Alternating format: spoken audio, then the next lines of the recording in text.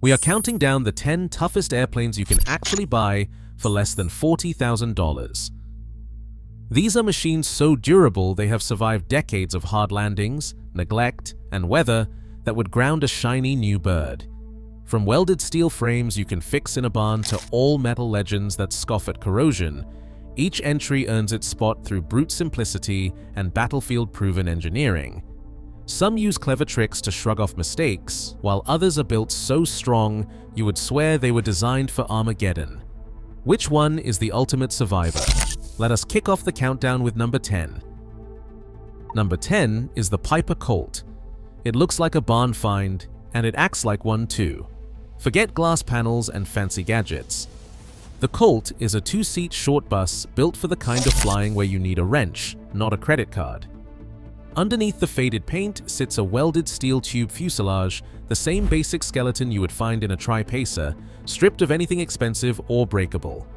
No flaps, no vacuum system, just a handful of steam gauges and a throttle.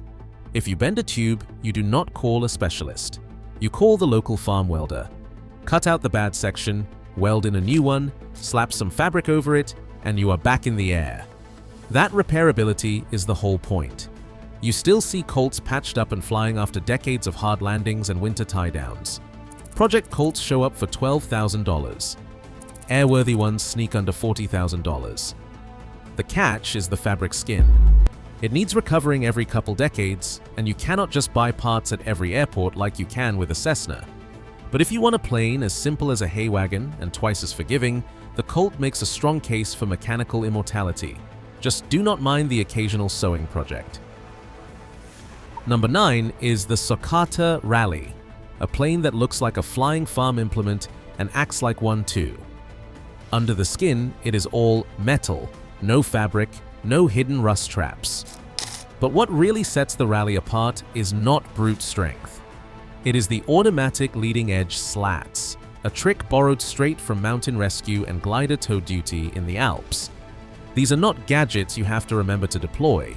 The slats are spring-loaded and aerodynamically triggered. They start creeping out around 60 knots, and by the time you are crawling into the short field regime, they are fully extended, keeping the wing glued to the air when a Cessna would already be shuddering. There is no handle, no warning horn, no pilot error, just a mechanical system that refuses to let the wing quit early. Pair that with trailing link landing gear built to soak up rough strips and student landings, and you get a machine that forgives bad technique with aerodynamic generosity. In the US, Rallyes rarely top a couple hundred on the registry, and a clean one lists around $34,000. But if you want a plane that is hard to stall and even harder to spook, the French tractor gives you safety by design. Just do not expect to find parts at your local FBO when you break a slat rod. Number 8 is the Ercoupe 415C, a plane that rewrites the rulebook on crash survival. Most light aircraft punish you for sloppy landings. The Ercoupe was designed to forgive them. Its main gear uses a trailing link setup, a geometry that lets the wheels swing back and up when you hit the runway too hard. Instead of hammering the airframe, the gear soaks up the energy, keeping the nose level and the pilot out of trouble. In the 1940s, engineers ran Ercoupes through crosswind tests with gusts up to 40 miles per hour, and the gear simply shrugged it off. But landing forgiveness is only half the story. The Ercoupe controls are interconnected. Originally, there were not even rudder pedals. Limited elevator travel and coupled ailerons mean the plane resists stalling and makes spins nearly impossible. The FAA certified it as characteristically incapable of spinning, a loophole that let nervous pilots skip spin training altogether. Airworthy Ercoupes still pop up for around $19,000, making them the cheapest ticket to a stall-resistant, student-proof ride. The downside is, parts are not everywhere, and the design is quirky enough to keep it from climbing higher on the list. But if your goal is to survive bad landings and avoid the classic stall-spin crash, the Ercoupe is the loophole that just keeps flying. Number 7 is the Grumman AA1 Yankee, a plane that looks like it was built by a fighter jet engineer on a lunch break. Instead of the usual I-beam spar, the Yankee's wing is anchored by a big aluminum tube running from tip to tip. All the loads, landing, turbulence, even the odd fence post gets spread out through that pipe, not just hammered into a few rivets. That means the wing shares the punishment, it does not concentrate it. The real trick, though, is the skin. Grumman did not just rivet it on, they glued it with aerospace-grade epoxy, the same kind of stuff used on Navy jets. The result is a wing that is not just smooth, but stiff. Fatigue cracks do not start at every fastener, and there is less drag from rivet heads poking into the wind. That bonded construction means fewer stress points and a structure that shrugs off the kind of abuse that would leave a Cessna looking wrinkled. This is not a forgiving trainer. Early models earned a reputation for sharp stall brakes and a stall speed that is not shy about reminding you who is boss. The FAA pushed for wing tweaks and handling advisories, and instructors still warn, fly it like a hot rod, not a rental. For inspections, mechanics pay close attention to the bond lines. Any sign of debonding, corrosion, or a sloppy paint job can ground the airplane until a Grumman specialist signs off. Still, if you want a two-seat Sportster that is all metal, all bonded, and ready to take a beating, provided you respect its envelope, AA1s can be found for $27,000, making them a unique bargain in the world of stress-proof, all-metal machines. Number 6 is the Beechcraft Musketeer, a plane that feels like it was built by people who did not trust students or gravity. You will not find fabric or dainty fairings here. Instead, Beech went full industrial, using aluminum honeycomb panels bonded and riveted together into a wing that is closer to a sandwich of metal and glue than a typical sheet metal job. The result is a structure that is not just stiff, but heavy, usually 100 to nearly 200 pounds more than a Cherokee or a Cessna, 172 with the same engine. That weight pays off in the air. Student pilots can pound the Musketeer onto the runway, bounce a wheel, or even drag a wingtip, and the wing just shrugs it off. The honeycomb core spreads the force out, so you do not get the oil canning and skin wrinkles you see on lighter trainers after a few rough years. Mechanics love how the structure resists fatigue, but they also know to tap test every flap and trailing edge for signs of water creeping into the honeycomb. If moisture gets in, corrosion can start eating from the inside, and repairs are a specialty job. This is not a patch-and-go airplane like a Cessna. That is why Musketeers often sell for less than you would expect, with airworthy examples often going for around $32,000. The trade-off is straightforward. You get a 4-seat tank that soaks up abuse and keeps flying, but you might wait longer to sell it, and you will want a beach-savvy mechanic on speed dial. For pure overkill though, the Musketeer wing is the closest thing to a bank vault you can buy on a used plane budget. Number 5 is the Cessna 120 and 140, the gateway to vintage taildragger flying without the curse of fabric rot. These little Cessnas began life in the mid-1940s with fabric-covered wings, but over the decades, thousands have been upgraded with aluminum skins, what owners call metallized wings.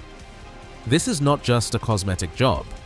Swapping fabric for riveted aluminum removes the biggest maintenance headache in old airplanes, the bedsheet that wants to turn into a tarp every 20 years. With metal wings, you can tie the plane down outside, hose it off after a muddy landing, and walk away knowing the structure underneath is not quietly dissolving in the dark. The 140A came from the factory with all-metal wings, but even earlier 120s and 140s can be found with the conversion. Listings for metallized examples routinely show up around $29,000, making them one of the most affordable tickets to classic stick and rudder flying that will not rot out from under you. Mechanics who know these birds go straight to the rivet lines and lap joints during inspections, making sure the conversion was done right and that there is no hidden corrosion lurking under old paint. The rest of the airframe is the same Cessna. Simplicity, spring steel main gear, basic systems, and a parts network that means you are never more than a phone call away from a replacement bracket. The catch is tailwheel handling. The 120 and 140 will keep you honest on the ground, especially in a crosswind. But for pilots willing to learn the dance, a metallized 140 is about as close as you get to mechanical immortality in a post-war shell.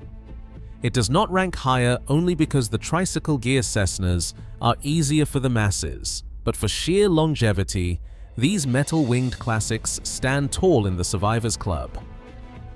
Number 4 is the Luscombe 8 series, a plane that wears its strength on the outside. Back in the late 1930s, when most light aircraft were still stitched together with fabric and steel tubes, Luscombe offered a different idea. Let the metal skin do the heavy lifting. The 8A and 8E models use a semi-monocoque fuselage. The riveted aluminum shell is not just for looks, it is the backbone, ribs, and armor all in one. There is no hidden cage of steel tubes waiting to rust out of sight. Any corrosion that tries to take hold is right there on the surface, easy to spot and deal with. That is a huge advantage for a plane that might spend years tied down in the rain, sun, and snow. Mechanics do not have to peel back layers of fabric to check for trouble. A good walk-around and a close look at the rivet lines tell most of the story.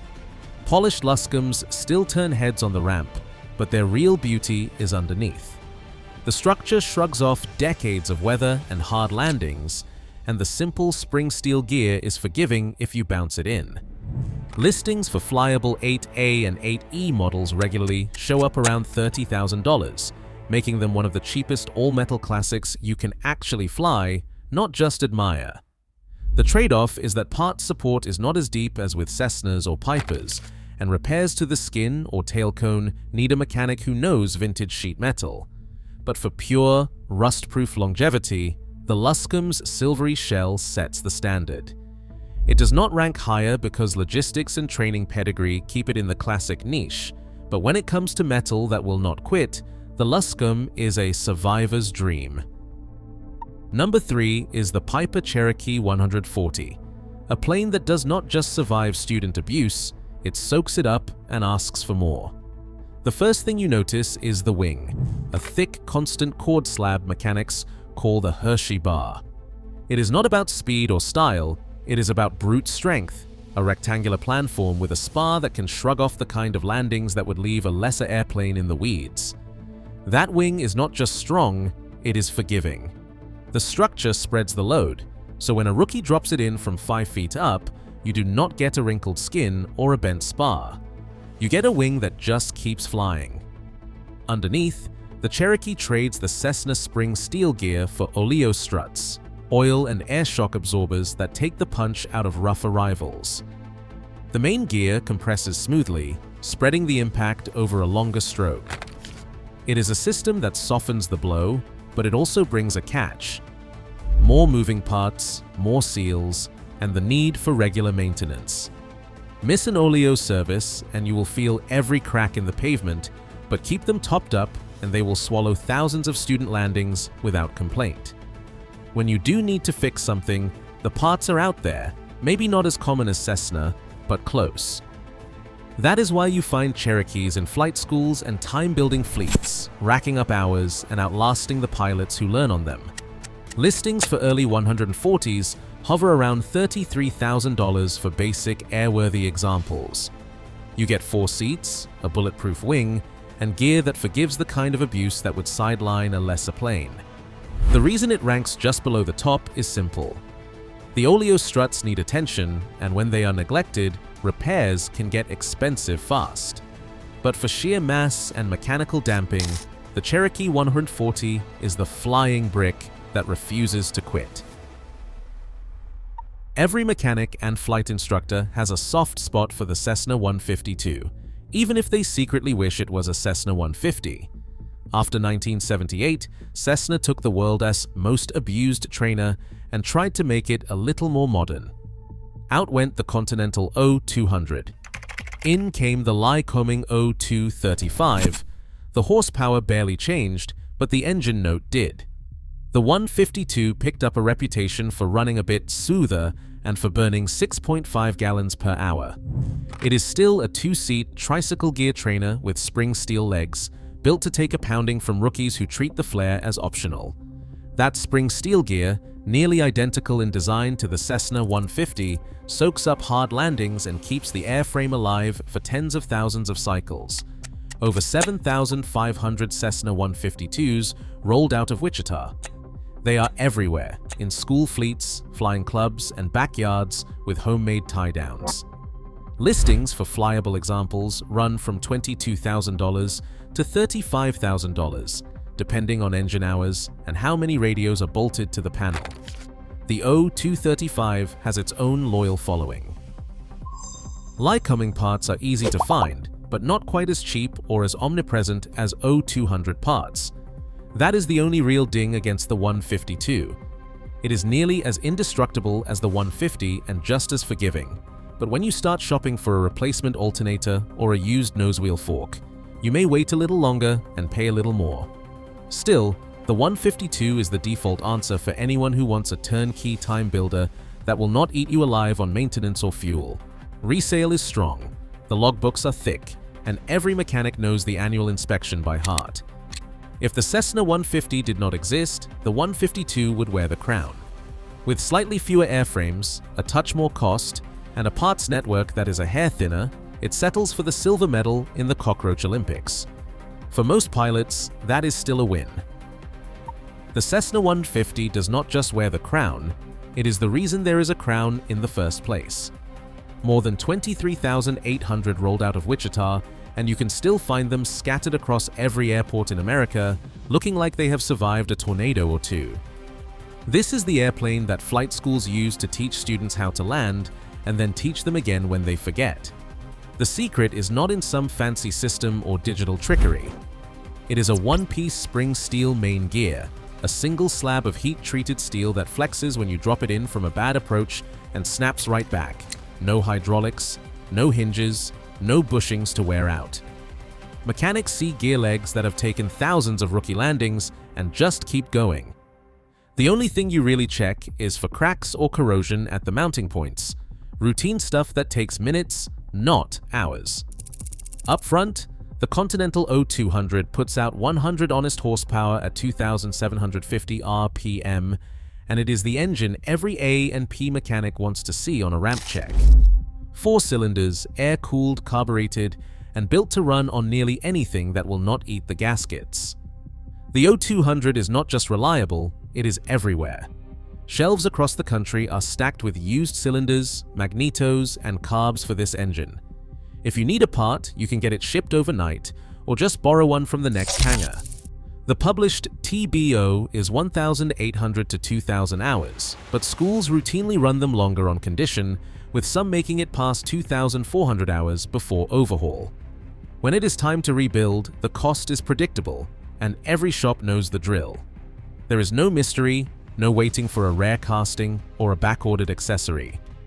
Listings for flyable Cessna 150s land between $25,000 and $38,000, depending on radios and engine time. But the real magic is in the resale. You can buy a 150, fly it for a few years, and if you keep up the logbooks and do not bend the airframe, sell it for almost what you paid. That is not just durability, that is liquidity. For student pilots, time builders, or anyone who wants to fly more and worry less, the 150 is the gold standard. Cheap, simple, and built to outlast its owners, it is the cockroach of the sky. And that is the highest compliment a mechanic can give. Across all 10 entries, one truth stands out. In aviation, simplicity is the ultimate survival tool. These machines endure not because they are flashy, but because they strip away every failure point, metal instead of fabric, fixed gear instead of gadgets, engines built to be rebuilt forever. Today, durability is a choice, not a price tag. Mechanical immortality is still within reach, if you value function over fashion. Which one would you trust your life to?